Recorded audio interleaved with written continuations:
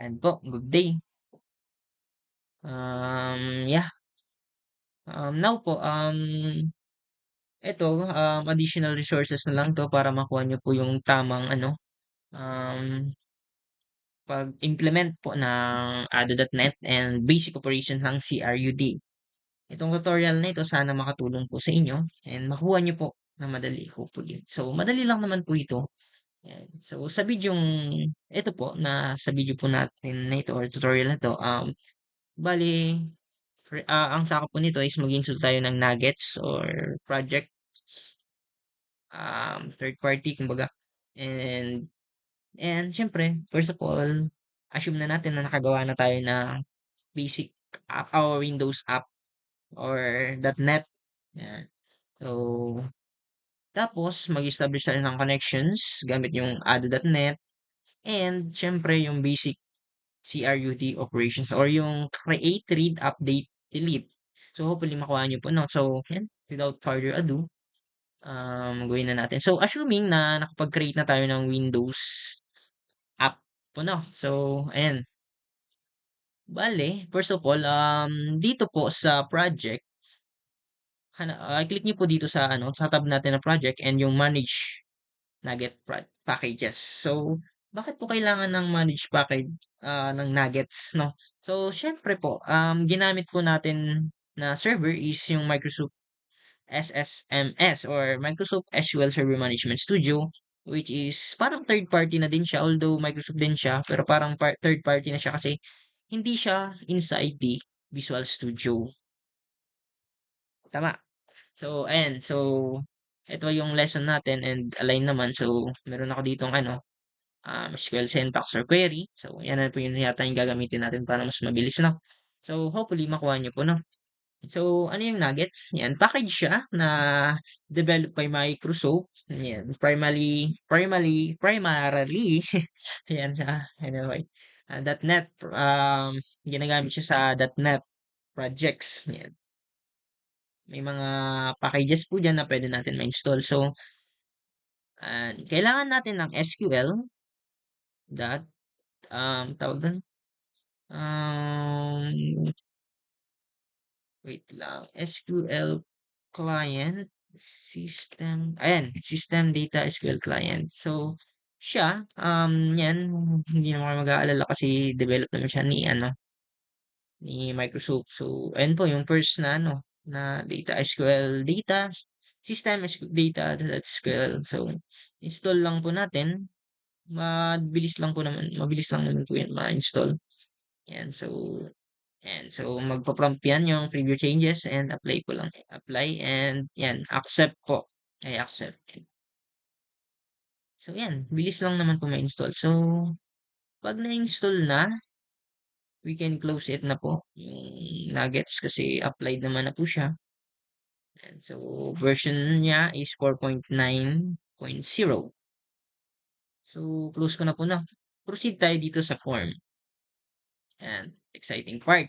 Coderis yan. So, I'm not perfect po, no? Pero ito, sana makuha nyo po. So, click ko lang din sa form natin. Direct tayo na ito sa codes natin. Yan. Sa codes po natin, kailangan natin mag-import ng using system.data SQL.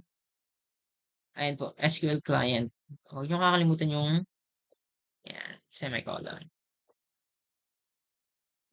Okay, nakuha naman po. Import nyo po ito, si system.data.sql client.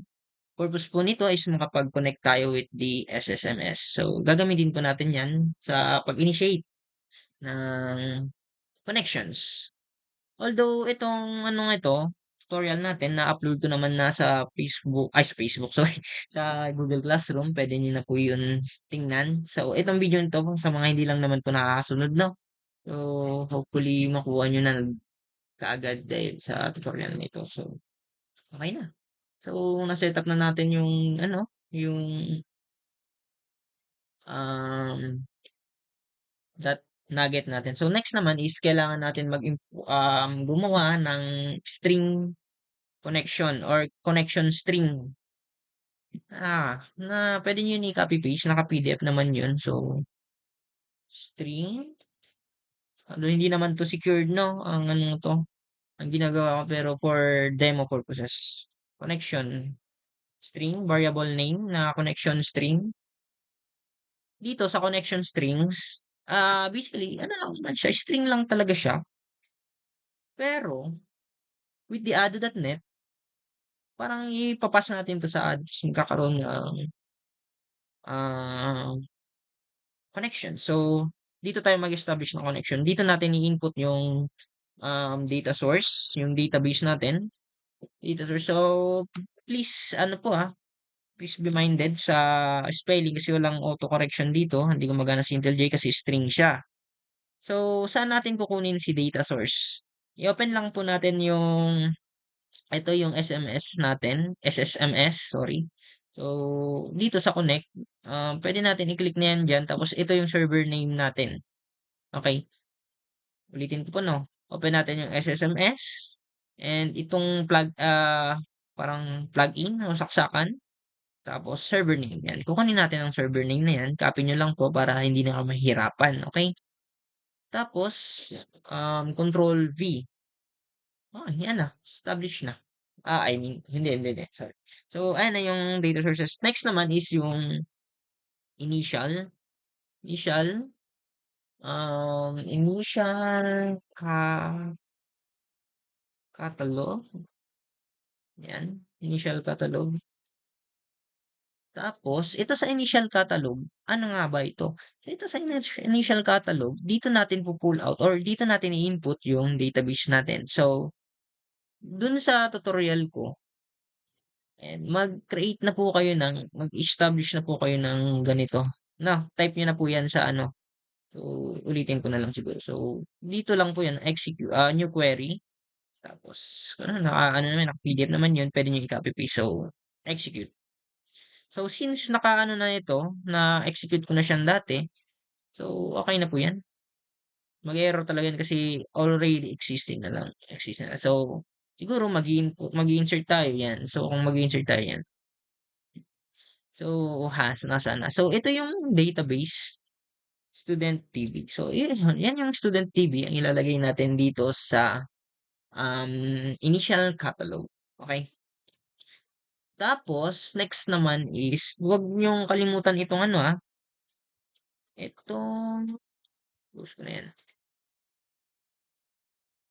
Itong, semicolon. Ha? Importante yan. Baka hindi nyo malagay. Naka-string lang yan. Hindi yan maglalabas ng error. Mag-error yan kapag niran nyo na. So, type natin integrated security. So, ito naman sa integrated security, kung may password kayo, may authentication kayo. And so, ngayon, base dun sa setup natin, hindi naman tayo ang ginamit na natin na security dito is yan, sa encryption mandatory. So, itong Windows Authentication, no? Kung naka SQL Server Authentication, so, you might paste this, lalagay niyo yung password and yung username. Pero for now, dito tayo sa pinakamabilis or yung Windows Authentication. So, since okay naman na yan, kailangan na lang natin i-true. So, and don't forget, semicolon. So, ayan, we have the connection string na. Next naman na step is kailangan natin i-test kung mag-load ba siya or kung gagana po ba siya. So, siguro gumawa tayo dito ng class na private void connect SQL. Dito natin gagamitin yung code kung paano tayo mag-establish. So, siguro,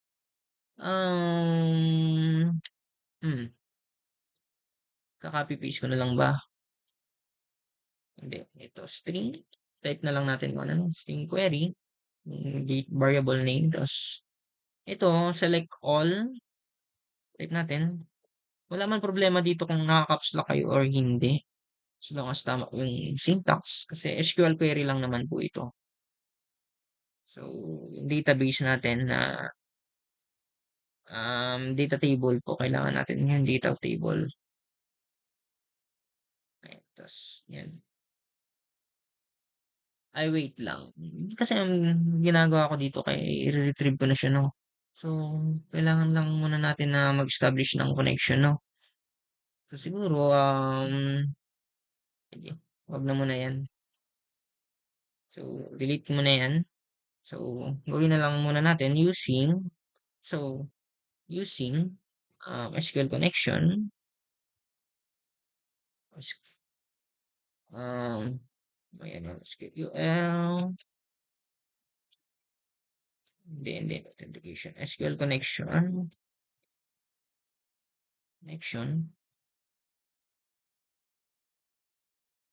connection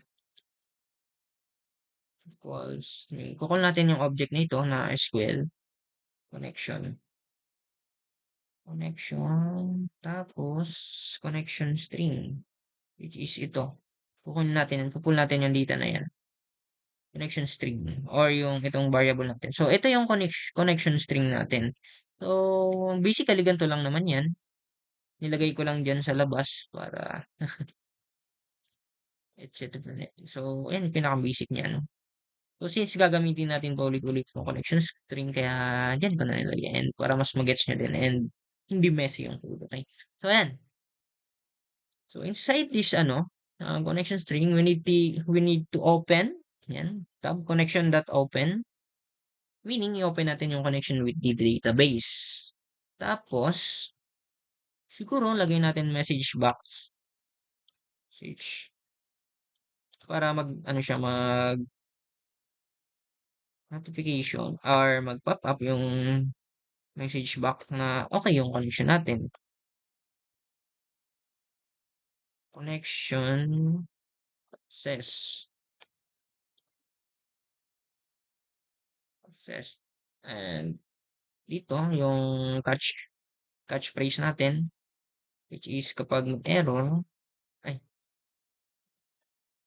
mali. Kailangan ko pala gumawa ng try catch dito na natin, try catch.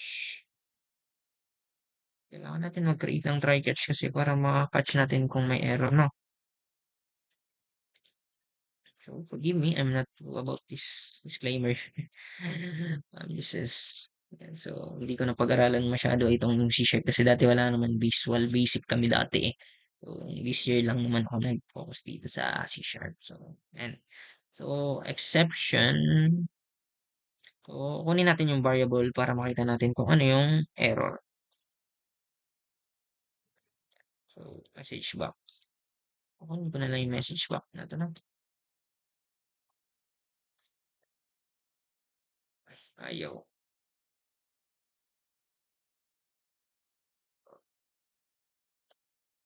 So, na mag-exception. So, ayan, error. Errors establishing connection. So, meaning, may problema dito sa connection string natin kapag ito yung nag-run sa exception. So, try natin maglagay dito ng button. So, dito sa button, papangalanan natin siya ng connect DB. So, haba. Ayan, connect DB. And lagay tayo dito ng variable name na btn connect DB. Yan. Double click na lang natin yan and paste yung function which is so yan. Ito lang naman connect SQL. So upon clicking the btn connect so SQL. So magra-run po connection string natin. So let's try kung may error. Wala. So, hopefully wala naman error dito sa ating ginawang string. So ito na, moment of truth. And yun. Okay. So yan. I think ma-establish natin yung connection, no? Yan. So, ayan po yung unang step, pag-connect ng database. So, don't forget na ito, string lang naman yan, connection string yan, na kailangan dapat tama yung spelling. So, kapag nagka-error, double check nyo na lang dito sa data sources or dito sa ano, sa database. Yan. Usually diyan nagkaka-error. And dito din sa integrated kapag mali yung password or username na nilagay nyo or yung user tama. So, yan. So, yan lang naman. Ilang lines lang naman ng codes yan for this pag-connect or establish ng ano. So, popost ko muna yung video and for the next tutorial naman yun yung CRUT.